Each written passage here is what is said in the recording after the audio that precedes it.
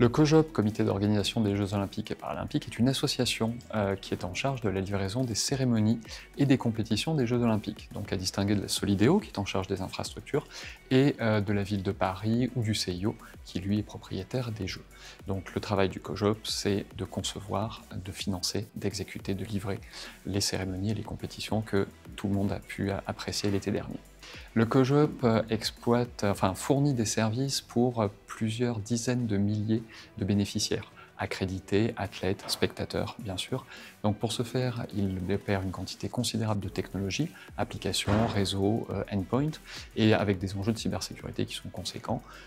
Des risques qui s'articulent autour de 3 grandes catégories. La première d'entre elles, c'est tout ce qui pourrait affecter la sécurité des personnes, tout ce qui va tourner autour des systèmes de contrôle d'accès, des systèmes de vidéoprotection. La seconde catégorie de risque, c'est tout ce qui va éventuellement affecter les opérations olympiques, donc tous les systèmes technologiques que l'on met en œuvre pour assurer la logistique de l'événement, pour assurer l'acheminement des accrédités, des délégations, mais également pour suivre les résultats ou pour assurer le broadcasting des compétitions. Et puis enfin, la troisième et dernière catégorie de risque cyber, elle tourne autour de la protection de l'image et des sources de revenus du COJOP. Donc, sources de revenus parce que c'est une organisation financée à 96% par des fonds privés. Et donc, en représentation du CIO, la lutte contre les fake news, contre l'usurpation de notre marque, contre l'exploitation des réseaux sociaux. Donc, le bilan de ces jeux, il est évidemment extrêmement satisfaisant. On a eu la chance de participer à cet événement inoubliable.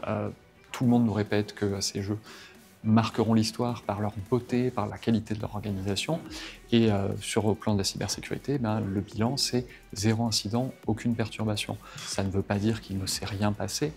Conformément à ce qu'on avait anticipé, on a vu énormément de menaces opportunistes, de menaces organisées, y compris des acteurs étatiques qui ont pris pour cible l'écosystème des jeux, mais 4 années et demie de préparation, une forte mobilisation de l'écosystème, un énorme travail de coordination et de collaboration ont payé.